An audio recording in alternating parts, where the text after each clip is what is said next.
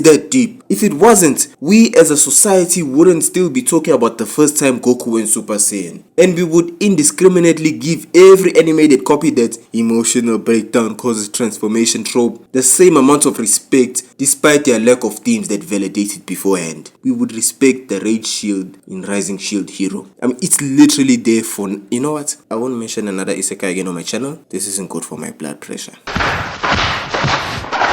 You know the drill. First, we have to define what a theme is. According to Wikipedia, in contemporary literature studies, a theme is a central topic, subject, or message within a narrative. These can be divided into two categories. A work's thematic concept is what readers think the work is about, and its thematic statement being what the work says about the subject. And that's a lot. I like this shorter one better. Theme is an idea or point that is central to the story, which can often be summed in a single word. For example, love, death, betrayal. Yeah, I like this one. Can work with this one. Yeah, you can subscribe. I like the second definition because it's more simple. So not only is it easier to understand, but it's also easier for me to apply my own agenda to things. It's easier for anyone to apply their own agenda. You can take something simple how you want to take it, whereas a long definition, you are very instructed on how to think about it. But yeah, the theme is an idea or a point that is central to the story. The key word I want to focus on is central. What a theme does is it gives a baseline for how a story is processed by a reader or how a story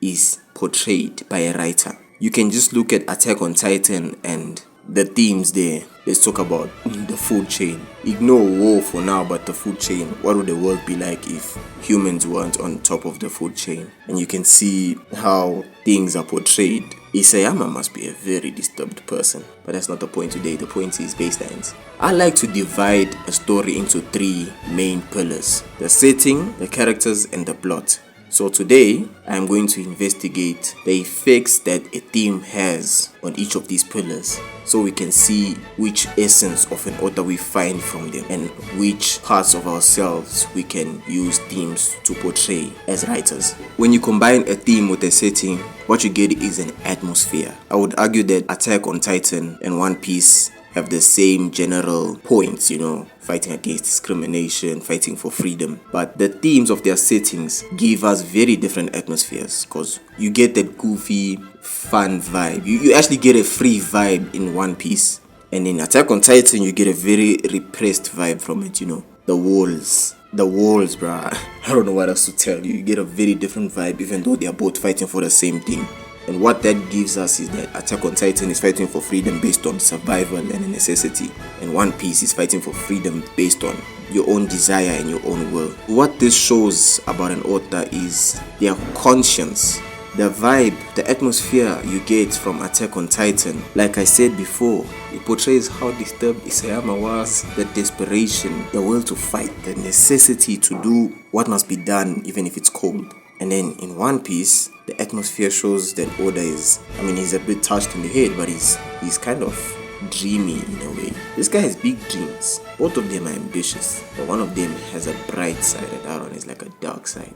When you combine a theme and a plot, you get the message of the story. Certain events and outcomes will show what matters. The ending of Attack on Titan showed that what mattered to Eren was his friends, and the eventual ending of One Piece will show that what matters to Luffy is just everyone's freedom in general. What a message portrays is the author's opinion, the author's thoughts. Based on this, we can see that Isayama, if you bring that trolley problem, that problem where a train was it even a train? That dilemma where a train is rolling down tracks and there's a lever. If you don't pull the lever, it runs over 5 people tied to the tracks. And if you pull the lever, it runs over 1 person tied to the other side of the tracks. What the endings of these two shows, though I'm acting like an One Piece ends. What the ending of these two shows reveals is that Isayama would pull the lever, kill that 1 person in order to save the 5. Because no. What it shows is that Isayama would leave the lever if that 1 person was his friend.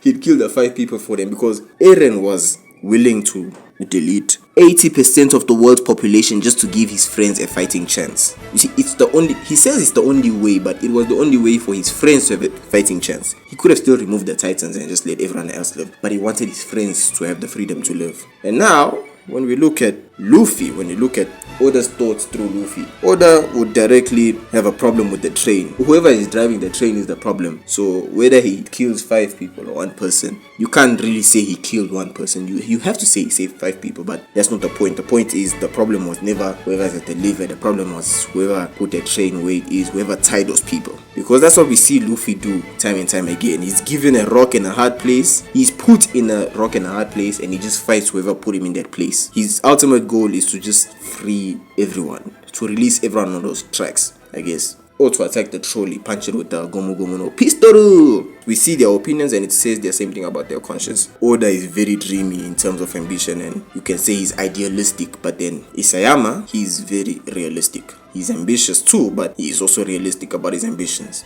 And last but not least, in fact, this one is the most important. When you combine a theme with characters, you get character arcs and development. Using a theme as a baseline, you can actually track everyone's development according to their take on certain things. In Attack on Titan, there is a lot about sacrifice, and the people who progress, I guess, whose character arcs are complete are people who finally accept that they have to sacrifice. Erwin sacrificed his dream for the furtherment of humanity and he was allowed to die. Yes, allowed. I said allowed because in a story like Attack on Titan, you die when your character arc is finished. Like, there's nothing else for you to do in the story. You are done. Your character arc is complete. And it took sacrifice for him to do that. Eren, he was done growing as a character when he realized the sacrifice he had to make. He sacrificed his humanity, literally. When Erwin did it, he was sacrificing his humanity in terms of his life. When Eren did it, he sacrificed his humanity in terms of he went and deleted 80% of the population, but he became a monster. So that's what he had to sacrifice. And he was done growing. He had reached his end of his character arc. So what was left was for him to do what he had to do. And in One Piece,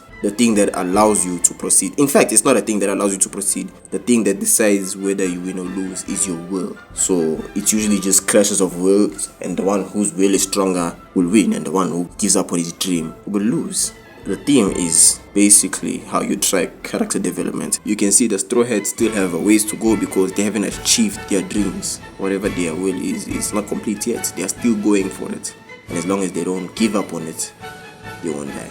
And based on this, you get what the author is telling you about a certain theme. Based on who he rewards and punishes, you will know what the author is telling you. In Attack on Titan, giving your life to humanity is what Erwin keeps saying to people, and you would usually see him charging in the front. But people who would sacrifice others, you can see how tormented they are. Just look at Reiner.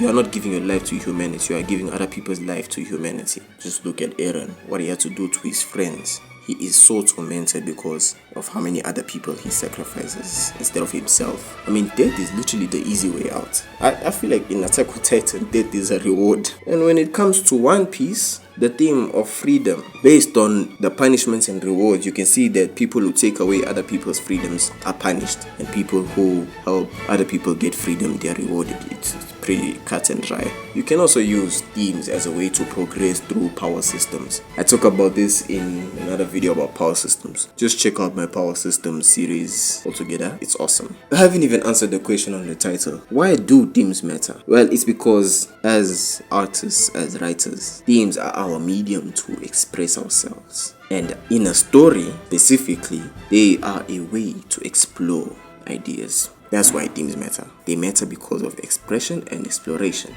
And in terms of the reader, why do themes matter as readers? Because this applies to both readers and writers. Writing about themes would provoke personal growth that is built on understanding. And reading themes, trying to understand them, will also provoke personal growth. The ultimate goal is to build up our understanding. So when we have an idea about freedom, in a story we can explore the consequences for that. Explore the pros and the cons. We can see what Eren had to go through. We can see what Luffy has to go through. And we know that freedom has a price in both cases. But the reward is a life worth living. From a world where there's giants running around eating humans, you can just stay in the walls, but there's just this innate desire for humans to have freedom, to go outside those walls. We are not limited by our circumstances. Same thing in One Piece. We are literally overrun by a shadow government. being taken advantage of to the point where some of us want to end ourselves. But just freedom in general, the desire to be happy, to live free. If there was no themes, we wouldn't get all of this. That is why themes matter. If themes matter so much, why does brain rot do so well? Well, because themes aren't a prerequisite for success. That has never been the case. Then why bother with themes? Because things that last because they aren't brain rot. We are still arguing about Eren's alignment for a reason. We are still meat riding Goku for a reason. I'm not talking about Dragon Ball Super Goku, I'm talking about Dragon Ball Z Goku. And to you brain rot artists and you brain rot readers or appreciators, I don't like you. I don't respect you at all. I do partake of brain rot myself. Yes, it sounds hypocritical, but I do it because I want to appreciate themes even better.